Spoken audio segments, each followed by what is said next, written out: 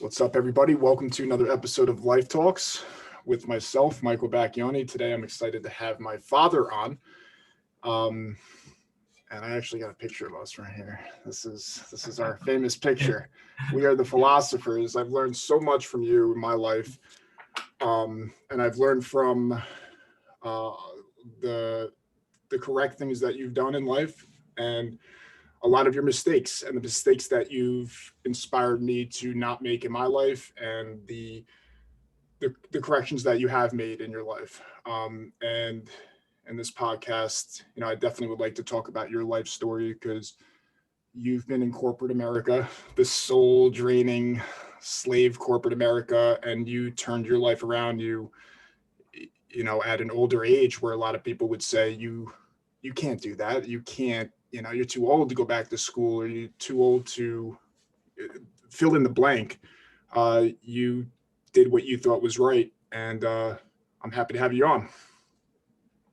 Well, it's a pleasure to be on, and I feel it's an honor to kind of share my story a little bit with you and the rest of your listeners. I'm really proud of what you're doing and the path that you're taking, because it takes courage to be your own man in a world that wants you to be somebody else. One of my favorite quotes is from C.C. Cummings, which goes something like, to be nobody but yourself in a world that is trying to make you somebody else is the most difficult challenge you'll ever face. And so you're taking that challenge, and it has to be very fulfilling for you to basically find something that gives you the energy that you've been looking for, the drive, the passion, which puts you in that flow, which is indescribable. You have to experience it. Words can't describe that feeling, but I think you've got it, and I'm so happy for you. Thank you. I think it's no coincidence that right behind you too, as you're saying that quote, you have a thing that says "Be yourself" right behind you. You can see that. Yeah. That's like my slow. I wanted to write a book. That would have been my title. I never got around to doing it, but that's the slogan for me. Well, no, you can start writing it now. Yeah. Okay. Right. I have another sign that says "It's never too late." That's right.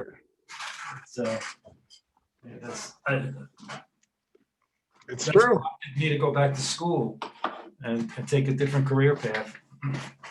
So why don't you go into your experience with corporate America, and how you maybe starting with your parents, my grandparents, and your life story and what you've learned. I think my parents have a tremendous story to tell and to share. My dad came here with mom, and he had no money in his pocket. He had no trade. He couldn't speak the language, and he left his country. For the most part, his country. He was born here, but he was raised in Italy, and mom basically trusted in him, and they came here to this strange land, and he was like very strong-minded, so persistent, and he was going to be a success no matter what. So he got the help from family, and he wound up being a chef, and very successful at it, worked so hard day and night. And he did this without any education. He only had 5 years of schooling. But he wound up learning the trade, owning his own business, and being his own man. And I remember him telling me once that the reason that he wanted to be his own person, to have his own business, as opposed to go working for somebody else. And he did. There were a couple of years where he did that, when he started to phase down his career. was that he didn't want to take shit from anybody. Those were his words. I am not going to take shit from anybody, and he says, I strongly advise you to do the same thing. Be your own man. He always had money in his pocket. He was very generous. He was there to help anybody who needed help, and he was truly his own man. He did it his way. And so I picked up on a lot of that, but I didn't really follow that path. And looking back, that's maybe one of the regrets that I had. I followed the traditional role, the cookie cutter role.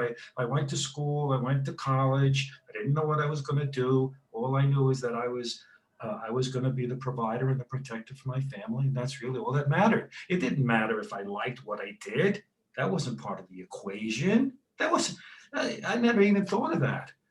And unfortunately, that cost me a lot in terms of my state of happiness and my physical health. And wound up doing that. But I did the best I could. I was very successful at what I did. I had very different jobs. Started out in accounting, and then I went into marketing, and I went to sales. Worked for a couple of companies, not too many companies, but I had different jobs within those companies. And there were some fulfilling times. I can't knock it all, but it was always like I felt I had to be politically right. I had to be very careful what I said, what I didn't say. I was ridiculed at meetings with my superiors there, the chairman of the board. Ridiculed me by ignoring me and doing things like that. And I never stood up for myself the way I should have. And, but the reason being is that I had a family to support, and I had to take care of the bills. And, I got handcuffed as the time went on. Bigger house, bigger mortgage, nicer car, bigger house, and all the trimmings. I had a big office, and I had a nice expense account. So, but that didn't, that doesn't make you happy in the end. I didn't feel like I was my own person, my own man, and I felt more like a puppet many times. And then I wound up losing my job because corporate America really doesn't care about you, and they're not designed to care about you. They're designed to make a profit, and so that's why you have to take care of yourself. And even if you're working for somebody else, you can still have that mentality of being your own person. I often say, look at it like it's I Inc. You're working for XYZ company, but it's really I Inc. You're working for yourself. You don't like what's happening there, you leave. And you go someplace else that maybe treats you better, pay you better. So you still can control your own strengths. So that's pretty much my path. I did make a break. I was at about 50 years old. I left corporate America, went back to school, and got my master's in counseling, and spent a couple of years doing counseling work. Then I shifted over and did some social work when I moved here to New York, and that was much more fulfilling. I had to take a big drop in pay, big cut in pay. I no longer have the fringes and all that, but much more fulfilling because I was in a position where I enjoyed my work. It was, again, fulfilling. But I must say that it was still working for an organization. It was a nonprofit organization. And again, I found that it was about, in a sense, it was about profit. I had to make sure that I had certain hours each month that I was with clients, that I had to do certain things, and I was always pressured to do more. And it's funny, I worked basically with women, which was also all women basically, except for maybe the cook in the kitchen. I found myself that being very challenging as well, coming from my background where basically worked for men for the most part. So that was another hurdle for me. So that's basically my story. And then, I retired. I'm here now. I'm in Whitestone. and trying to see if I can, basically understand what truth is about. I have the chance now. So I'm into philosophy. I'm into reading about so many great people, and it's very stimulating for me. So I'm reading, I'm trying to do some writing. I really haven't gotten off the mark on that too much. Have not been, I don't feel that well. I have this fibromyalgia, which kind of keeps me.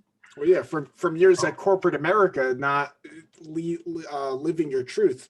I think it expresses itself differently in every person. I mean, some people get stomach pain, some people have a heart attack, some people. I think I read not too long ago that the most common time to get a heart attack is on Monday morning, and it was interesting because and another thing that I realized too, Monday, uh, I think of the word mundane Yeah, Monday morning, yeah, and this idea of, I can't wait till it's Friday and then I can get drunk on the weekend, yeah, and then I have to wake up at early in the morning to go to do something that I hate to do on Monday.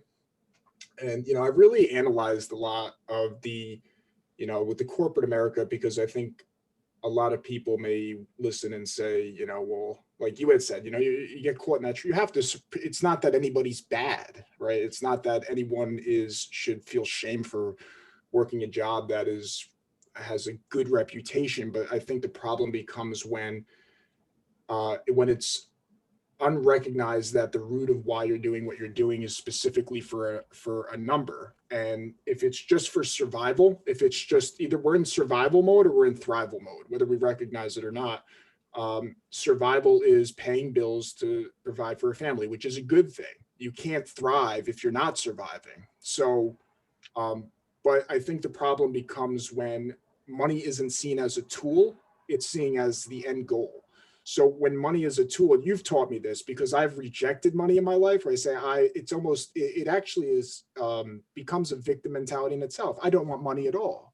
Versus money is a tool, and it's a good thing, but when it's the end goal, there will never be enough of it. So rather than seeking money, seeking to provide value, and when you really do that, you're giving from your heart. And then you actually get the money you need, which is really ironic, at least in my experience. Um, yeah. when That's a you're, good way to look at it. That it's a it, tool. That it's it's a not the end tool. game.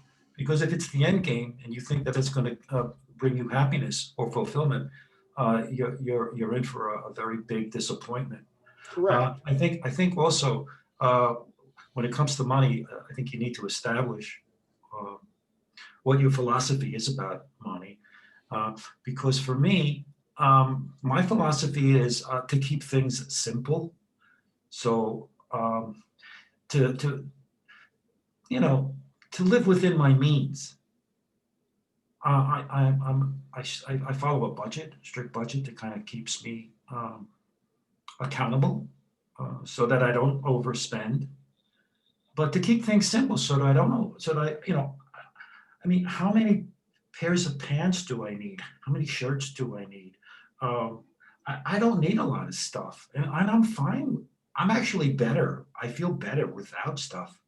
So I'm constantly looking to remove clutter wherever I see any clutter in my house. And the idea is to keep it simple so that you don't wind up spending much more than you have to and winding up in debt where you then are basically lost control. So I think that is so important, that and so if you're going to follow a path where you're going to be your own person, you're going to have have your own business. I mean, that philosophy works. Keep the expenses down. Be effective in what you do. Make sure that uh, make sure that you account for your time, that you budget your time. Time is what life is. Time is so important. So it's just like you treat it like money. Make sure that you account for your time and you spend your time in the right places. Yeah, yeah, absolutely. Treating money with respect. It's that and to touch on the point too, is just not to, as I said, it's a tool. It doesn't mean that money can't bring you good experiences. I mean, life is experience. It's not to say that, if you want a big house, you can't have a big house, but it's like, it's that in and of itself is not, we follow someone, Muji, who you can look on YouTube. And he learned from someone who taught him. It's actually, what happens is when we want something, whether it's a person, you want to attract somebody, or whether it's, a thing, material, what we do is we create this anxiety within ourselves that when we get that, until we get that thing, we have this anxiousness. I want the thing. I want the thing. It doesn't mean you can't set goals. Goals are a good thing, right? To achieve those things. But if it's unconscious that you have this anxiety to get this thing, that once you get this thing, the anxiety is gone, you attribute the thing with removing your anxiety, then you're going to want something else, because your peace is not associated from your natural source. Your peace is associated with getting something. And when you get that thing, you feel peace momentarily. And then you have to, naturally, you're creating more anxiety to get something else. And I think it's making that aware of seeing that that allows to overcome it. Because I've chased things that haven't made me happy, made me happy momentarily. And I would say our culture is built on that. You want food, you can just press a button. You don't have to interact with anybody. We in an age of where everything's at our fingertips. I mean, even dating apps now in my world, just swipe right if you like them, swipe left if you don't. It's like we've made commodities out of people. And you've said before is that we are something along these lines, that we are meant to use things and love people. And we are loving things, in my experience, and using people. And that's instilled in our society. It's like you had said earlier, it's about money. From corporations are worried about the bottom line. But the thing that actually makes a good business is the idea. When you're trying to give value, actually, that's what makes a really good business to start. No good business can't start without a good idea. But once that good idea comes in, then it becomes corporatized, and then it just becomes a financial institution, and eventually businesses that don't provide good value, they will collapse because it's just about the money. Yeah, well, it's also, we talk about the American dream so much. You hear that phrase all the time. And I think everybody has a different interpretation of what that is. For me, what I see is the American dream is what my father experienced. Coming here and having the courage and the strength to put a business together himself to me is so much more real than again working for a corporation, which in my mind a corporation is a myth. It's not XY. If you work for XYZ Corporation, can you make an appointment to see XYZ Corporation? Doesn't exist. It's a myth that we put together. But when you put together Hugo's restaurant, you can go see Hugo. Yes. You can speak to you. I have there's a place here, a drugstore that I go to, and they're a family-owned business, and you walk in and they greet you like you're a part of the family. Hey, Pete, how you doing? How's it going? When are you going on your next trip? Completely different experience than when you pick up the phone and now I'm going to call. Thank you for calling CVS. Yeah. Exactly. So it's a different mindset. It's a different mindset. But that, to me, that's the American dream: to be your own person, to build your own, create your own business, and to connect with people, be able to connect with people. That's what it's about. The people buy from people, don't buy from corporations, Even when you're working for a corporation, I was in sales. Why would a buyer buy from me as opposed to 10 other salesmen? Because there was a connection with me. So, it's about people. It's about people. And so to have your own business, to me, is the American dream. Be successful and have your own business is the American dream, truly. Yeah, and true success is as I've come to see, is providing value. That's why I've put this. It's to have faith is to, like, your father had no idea what was going to happen. He had no money in his pocket, so obviously he had faith. He didn't know exactly how it would play out. He just knew that what he wanted to do, and he provided value to other people, and in Right. doing so, he gained money. Versus, again, it's going to work for a paycheck, but there's even, like I've said before in earlier podcasts, people are afraid to come on here and just talk. They're afraid to talk because they don't know what their job will think of them. And as I've said before, regardless of whatever you speak, if you speak something, somebody's going to have a problem with it. I sent you a video yesterday, and I'd invite other people to watch it. It's Kevin Hart on Joe Yeah, Rogan podcast. Sure. And you can go up to someone and say, I love the movie Titanic. And then somebody else will say, fucking hate that movie. And it's like, there's this attraction to negativity because it's like, it's almost rebellious. And I think that's where the idea comes from. It's like, we want to be our own person. So there's a navigating of, it's almost, we think that being a rebel will make us liked, where it's actually just being authentic. So a lot of people will put out negativity just for the attention of being negativity. That I'm different. See, I'm different because I don't like what you like, versus there's a different energy behind it, if that makes sense. Yeah, it's like, because we want people to accept us, to like us. So I think sometimes that drives us more than, again, than to truly take the chance of being your true self. Because if I say something that's different than you, then you may not like me, and you may disconnect from me. Mm.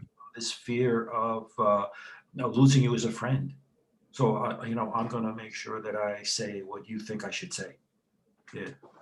And I think I'm not going to get too political. I know we said before this that we would get too political, but I think you would be in agreement with this.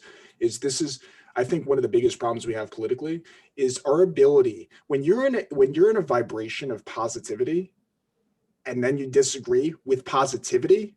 I think that's the most powerful thing. But I would argue that most people are in a negative state, and when they're in a negative state, arguing with someone else in a negative state, you're not going to get anywhere. You're actually going to create more negativity.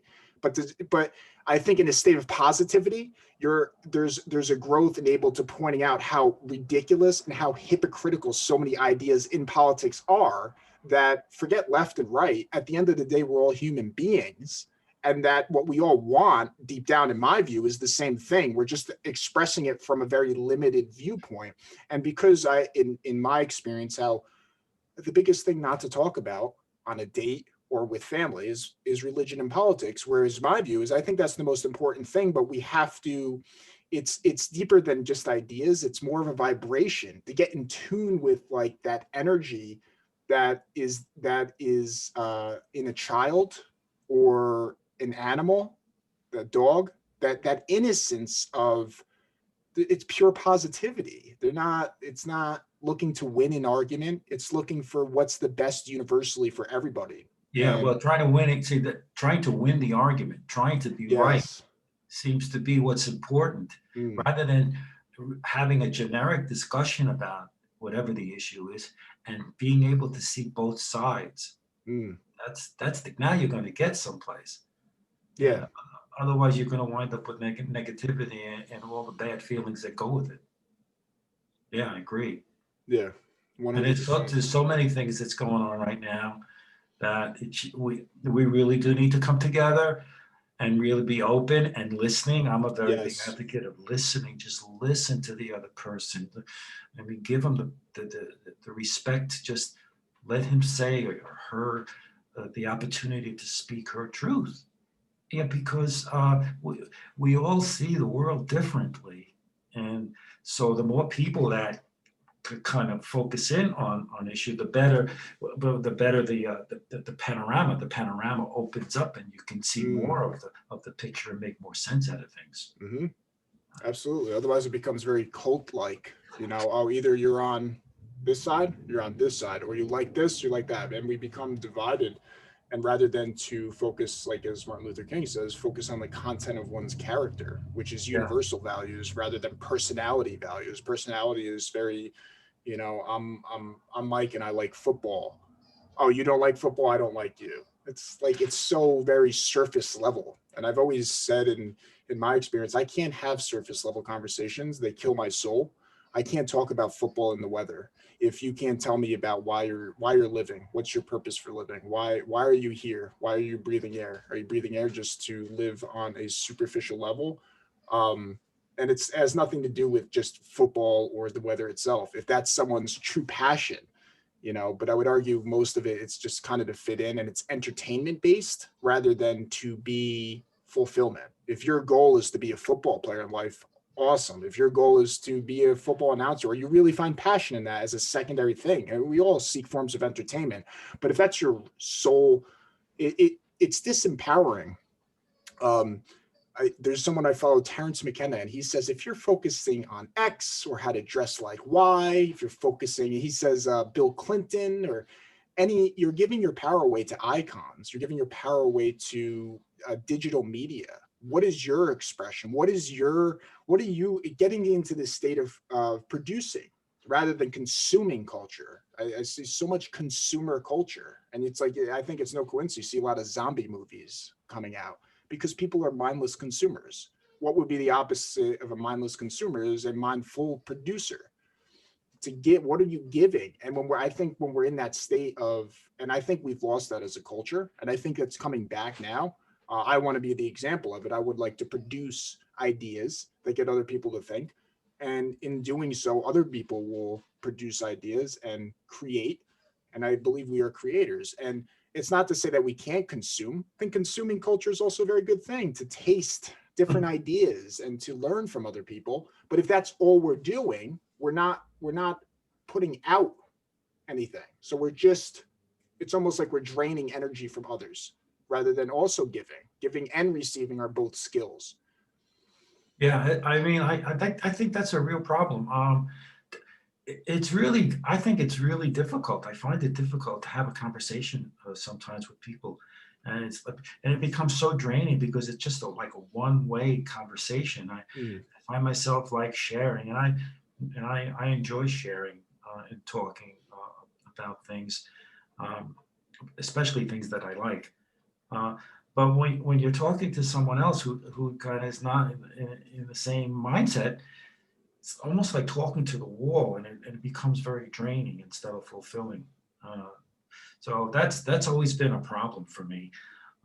But I think it's important, to be open to all sorts of people, Mm. But I think it's also important to associate with people that give you the positivity as well, because I mean, otherwise, you're going to be like a drained battery, and it's not gonna function after a while.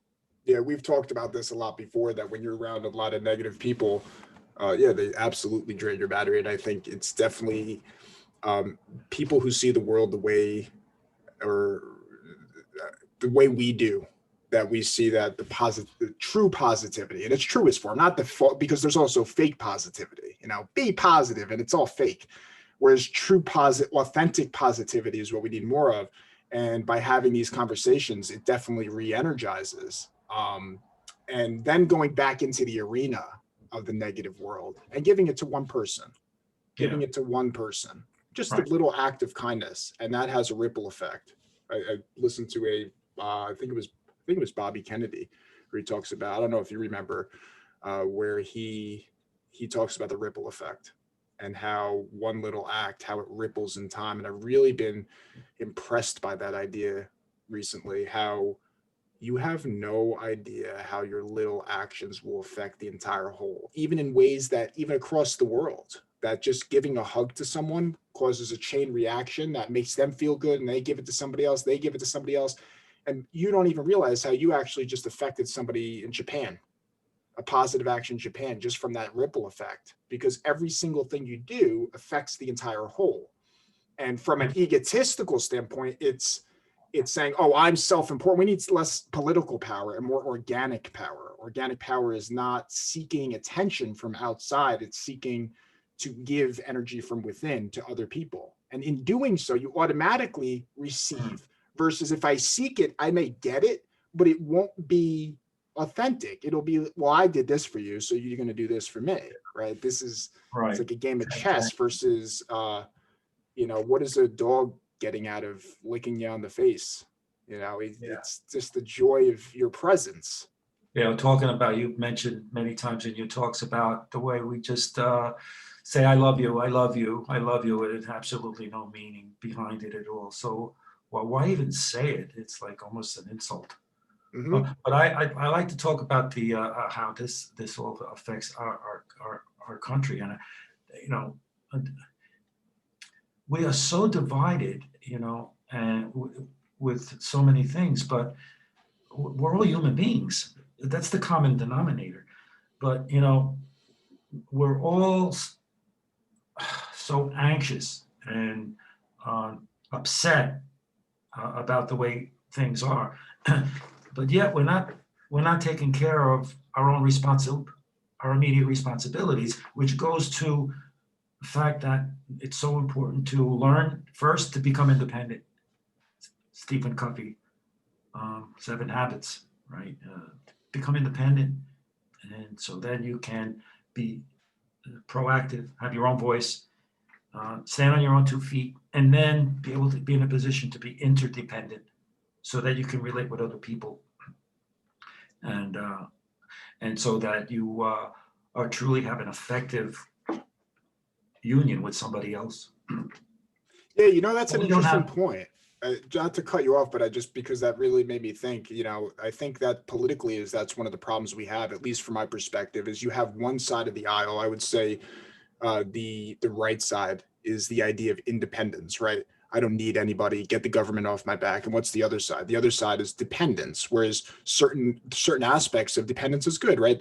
We have people who are poor who actually genuinely need help, right? They need help from these institutions can help other people. There's people who truly are in need that as a collective, I think it's helpful to have those. But on the other hand, there's also people who mooch off these programs. And on the other hand, you also have people who are rich on the right side who are really greedy and they don't give back. So rather than seeing it, oh, you're on the left or you're on the right, it's like, no, look at the individual. When you have people, as you say, when you have a society of people who have the capacity to be individual, and also on the other hand to be dependent, right? Because we're in points in our life where we may need other people, and rather than to have that pride, it's important to give and to receive. And I see that there's polar opposites, that there's a dependency and independent, and they're both necessary for each other, and you can't have one without the other. So, and I think that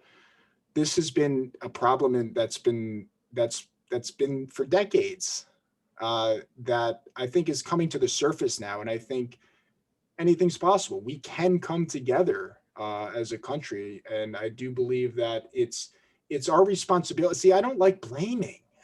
It's so easy to blame that guy or blame that guy. It's a lot harder than say, what am I doing? What can I contribute? How more can I spread my circle of influence to help other people? And as you do that, then you take the energy away from whoever's up there. It's like throughout history, there's always been corruption, right? There's always been corruption. And I also think mainstream media is in some sense a disservice, that, and maybe it may be not malicious disservice, right? That you're just seeing 6 points of view, right? You turn on Fox or CNN or ABC, you're seeing just a few viewpoints. And Muji has something where he goes, you go to a football game, right? And you have 30 announcers. Which announcer is the right way of viewing the world? They're all right from their perspective. And I think that's what's really missing from this, that we're downloading information from somebody else's viewpoint. So rather than downloading just from 6 viewpoints or 5 viewpoints that we're getting put onto our TV, why not listen to you? Your voice matters. My voice matters. We, the people, all of our voices matter, because we're all going to see the world differently. And we're all, as Charlie says, we're all pieces to the puzzle. So which piece is the most right piece? Well, you learn from the rich man, you learn from the poor man, you learn from, the asshole, you learn from the guy who's very nice, and you learn, you have to learn from everybody in those experiences. And that's, I think, a problem. We either we think for ourselves or we let somebody else think for ourselves. And that includes mainstream. So it's not to say don't watch mainstream, but are your decisions being repeated from what you're hearing, or is that actually what you believe? And I would argue that a lot of people may think that they have their own thoughts, but it's that they're actually just repeating what somebody else told them. Exactly. So again, that's what I'm trying to say here. We take a look at what's happening in our country, and maybe in some respects it's a good thing. Yes. It's shaking things up, as you have said so many times, right? And making people think. And one of the things that we should be thinking about again is this idea of responsibility. Yes. We don't like what's happening in our particular life, for example, because it starts there. Take the responsibility for yourself and do something about it. Peterson is a big advocate of that. Yep. Idea of responsibility. Pick yourself up, for Christ's sake, and do something about it. You don't like what's going on. And then, that this idea too gets to, if a person is happy within him or herself and takes the responsibility, then that person's going to be in a better position to have a good relationship. Which takes me to this idea of family. If we're disconnected by ourselves, we're having difficulty understanding who we are and what we need to do to make ourselves happy in this difficult world that we live in. And then how can we then have harmony within our own family? So that we get married and we're discontent, we're malcontent, and that's not gonna help the marriage work. Yeah, last time I looked at over 50% of marriages break up, divorce. God, talk about, that's devastating. And I know firsthand how that is. It's devastating for not only for the people that are involved, the couple, but for the entire family. It's a disconnect. So I think what's happening here too, and one of the problems is the technology has only made things worse. So if we take a look at the world and we see the division, and we see all the problems that we say, we should really, again, come back to your own arena and your own self and say, hey, how can I make things better for myself and then for my family? And if there's divisions in the family, well, what are we doing about bringing it together? Because if the family doesn't work, then society can't work. If society don't work, how can we possibly expect the whole system to work? Yeah. So I agree with 90% of what you said. The only thing I disagree with is the technology has made our life worse. I think it has, but it's from the aspect. I think it's just exposed the problem that we've had for a long time. It's a tool. Again, it's a tool. What we're doing right now is we're having fruitful conversations. So I would say that's a good thing. But I think the problem isn't necessarily the technology, it's how it's being used. And if we're in a negative state, if we're in a low vibrational state, we're a negative person, technology is a horrible thing. But I think that the opportunity is there for it to be a positive if we can see it as a positive, in the same way with money. Now, if money is if technology is in and of itself is a tool, in the same way money is in itself a tool. All right, so you're saying like it can be an effective tool as long as we don't abuse it? Yes. Yeah. And I think we have a gift if we can see it that way.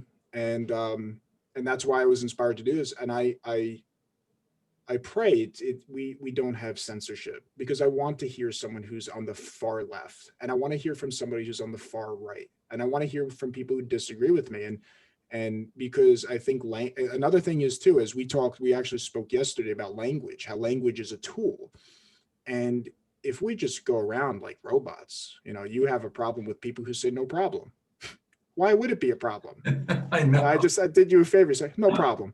I didn't know it was a problem. So it's like we're just repeating things. And even our traditions, right? Like we Christmas, you ask 90% of people why they cut down a tree outside and put it in their house, and you listen to their answer. I know. Why are we cutting a tree down and putting it in our house? Not to say it's not a nice gesture and trees don't smell good and it's festive, but what's the root of why we're doing? When you think about it, if you were to explain it to someone who is completely from another planet, well, so what we do is we chop down a tree and we put it on a stand in our house and we put lights around it. Why would we chop down nature and put it in our house? And like, at least like, it just doesn't, things don't make sense. We Yeah. say things that, you know, and even going into like, you go into a supermarket and it's just like, you listen to a cashier, not everybody, not every cashier, but you listen to most cashiers, have a nice day. Hi, how are you?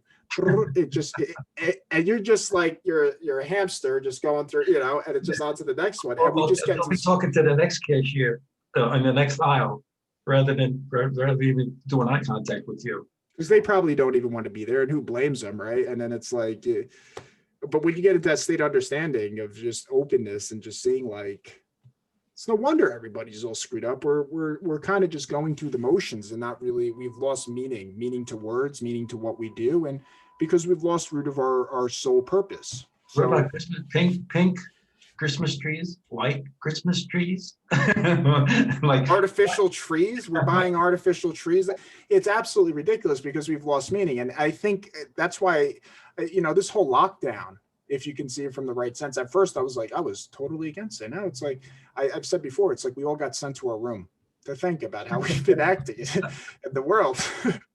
So now you stay there. Now another Stay 3 there. months you're gonna stay there. you can't come out I'll find until a you, reason why you're gonna stay another 3 months. yeah.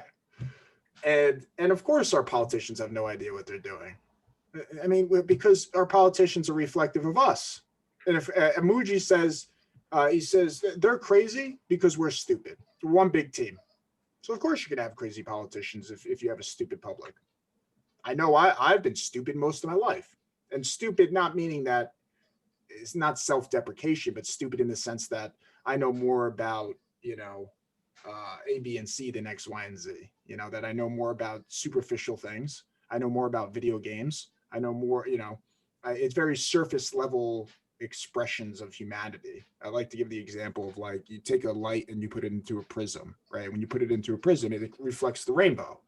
Now, if we're living in the red, which I believe most of us have, we live in the red, the whole expression is the rainbow. Let's say purple is forgiveness, red is anger, or, you know, our primal drives are very survival. But we have the whole other rainbow that we're not expressing because we're so focused on our tribal survival route. And it's reflective of our society. And I think that will change as we experience, I think everyone can say that they've experienced some sort of suffering in this process. And I think suffering isn't necessarily a bad thing if it's a teacher. But as a culture, I think, and we've talked about masculinity and femininity, the idea that pain is a bad thing is from the comfort of the mother. The mother wants to protect the son, the daughter, from the world, and the father is dangerous to that. The father is the warrior. So I think that's really one of the reasons why we're at the core of our problem too. When we lose sense of our sole purpose, we don't have a frame anymore. And I think that's the beauty of the father. The father represents the frame. Now, if you don't have a frame, then anything goes. Why do anything? You don't, you know, get drunk, drink alcohol. Who cares what you do? No frame. And I think it's the difference between the order and chaos. And not to say women represent chaos or men represent order. I think there's an integral part of both in each of the sexes. But But that's not coming out though. That's not what we're seeing is the extremes. Yes. What we're seeing is the complete order or complete chaos. Yep. Oh, we take a look at commercials on TV, and the man is always made out to be the idiot, or he's folding his wife's panties, and so it's not projecting the whole picture. It's projecting a piece of the picture, which when it goes on the media like that, it comes across as well, this is the new norm. Mm. Well, it's not the new norm. You know, how about all the women that decided to stay at home and raise a family, and they don't choose to have a career? To me, that's kind of frowned upon. Like you know, you're less than because Mm. you're giving up your life uh, for your children. Mm. Um, you know, today it's like women. I mean, go. We have children today, and then we both have full-time jobs, which Mm. means that they have to drop the child off daycare. So the daycare basically is with the child Just the more parent. than with the parents. To me, there's something wrong with that picture. Yeah, Now, I don't. I mean, you can't have it all. I think some people want correct. it all. They want a full-time career. They want to be successful. They want to raise to the top, and they want to show the world that they're just as good as men. And meanwhile, they want to have a family as. But it's hard to be an effective parent, a good parent, Mm. when you're trying to do everything. So we're not And I, projecting, and I think this is part of the problem, the division that we're seeing. We're seeing the extreme. The extreme is center stage. Is this middle population, which is not given airtime. yes. Yeah, you've said before, it's the silent majority. And I think it's also built into our Hollywood. It's built into our culture, and I think it's been done on purpose to some extent. But I also think we're somewhat herd animals. We kind of there's the tendency to go with the flow because it's much harder to dare to be your own person than to be accepted, and it's understandable, right? We're somewhat of a tribal species, and you even look at some of these shows, even like The Simpsons or Family Guy. Is the father's always the idiot? The father's always the idiot, and it's not to say the mother. It should be the other way around. What it should be is men and women coming together, black and white coming together, left and right coming together, Yeah, appreciating our differences. and not competing against each other. Yeah, it's Why not are a. you It's competing against? if women want to work, women work. Whatever, express yourself. But I also believe that deep down, masculine and feminine are different, and that's okay. That's how the universe made it. And it's not to shame anybody or guilt anybody. It's to come back to our. It's to let go of identity so much, I think, and come back into. And this is I think again one of the other problems too is as I've said so many times, at least in my experience, it's get into the high vibrations. Get into the high vibrations when you're in that state of love and compassion. All of it's nonsense. All these problems that are manufactured are absolute nonsense. I think what we really want is peace and high vibration. I would argue most people want that. I don't know anybody who doesn't want peace in their life, doesn't want love. So it's to come back to our center, as Charlie has said so many times too, which I completely agree with him, is to get back into that moral compass. Yeah, and research shows, and that's not coming out um, as much as it should. Research shows that a child needs a mother and a father, Yes. and a father, by the way, that is present. You know, and looking back in my own responsibility, I would say that I was negligent.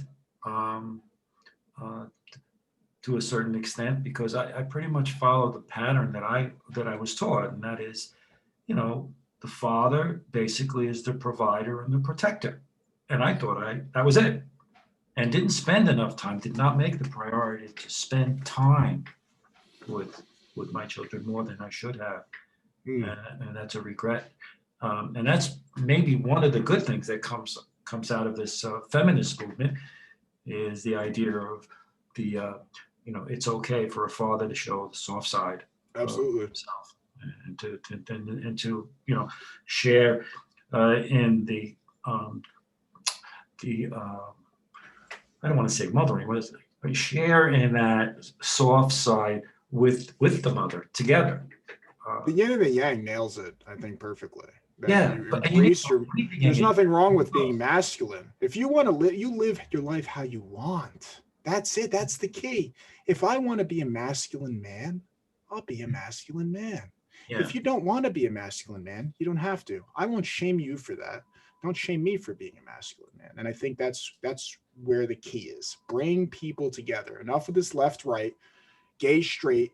All these identity politics are dividing us. So be your own person is hard because it's it's so much easier to join a team because then you're accepted by your teammates. But as I've seen, as time goes on, it's becoming branched further and further branched. We're further and further divided, and it's almost naturally it has to happen that way, as you said. Maybe it's a blessing in disguise because as we become more and more divided, we actually will see more and more how united we are.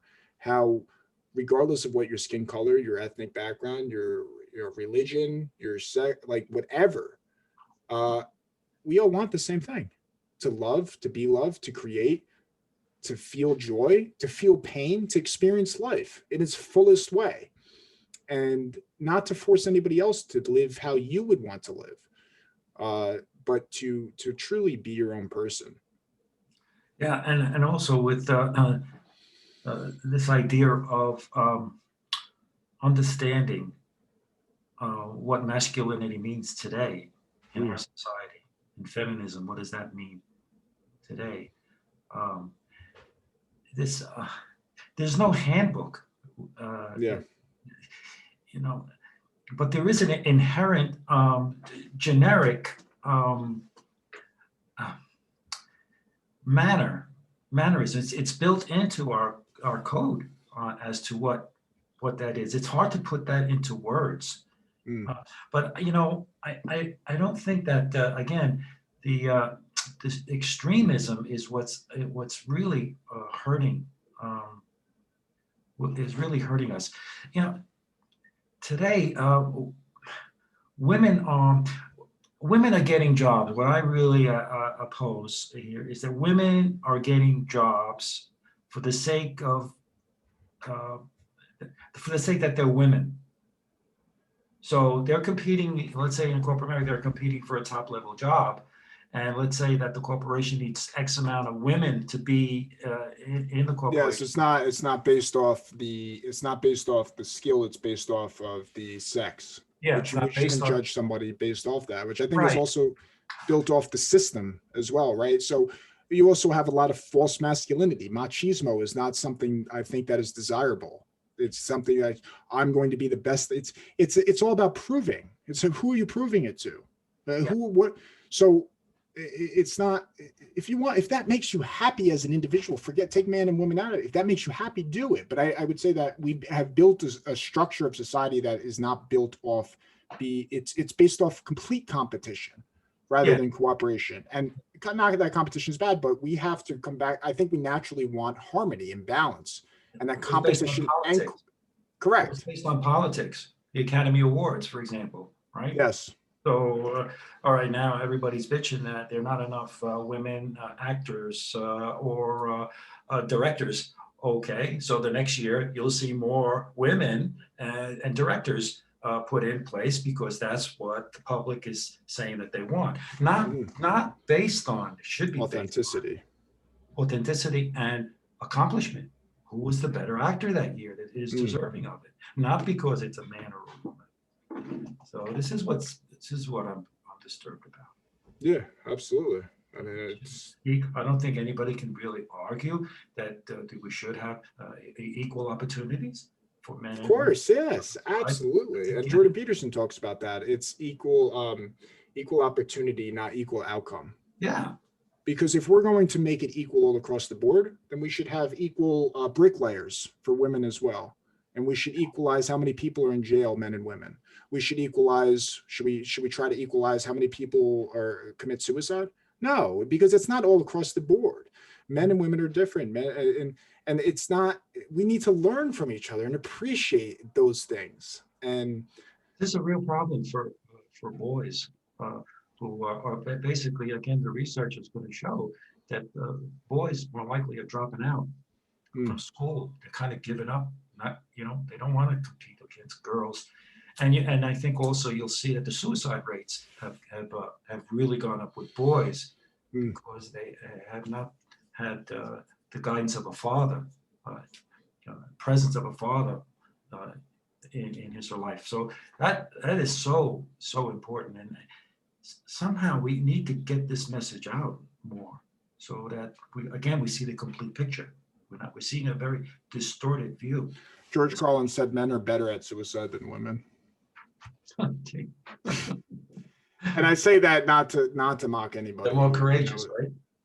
So, I mean, because that points out the hypocrisy of it. We need to drop all this competition of fighting each other. We're gonna destroy our planet. We're fighting each other. The masculine and the feminine need to come together. And I think that's where we're whether conscious or not, we're hungry for. And I think it will naturally return to that natural state. So, I mean, we spread a mouthful. Most controversial topic for the end of the conversation. All over the map. What would you like to leave on? What would I like to leave on? Yeah, I'd like to leave on for us to really examine ourselves and what our priorities are, what our values are, and what can we do to make this world better, to make it less divided in our own little world, in our own world. Not the big, we don't have to fix the whole world. Let's just bring it down, zoom it down to our own life, in our own family. How can we make things better for our own family, for our own, in the village, in the community that we live? How can we make a difference there? I think that would be the main point. That's not what your country can do for you, but what you can do for your country. Yeah, well said. Very well said. And not even your country, your village, your town. Yeah, and because then you automatically help your country by those small micro wins. Exactly. Amen. Yes, that's right. That's my amen. And a women. Amen and a women. Yeah, I know that's the latest, right? Oh God. Well, I enjoyed our conversation. Yes, I hope somebody else got some value from that. And I'm definitely looking forward to having future conversations with you on here. Yeah, that's great. Thanks for having me.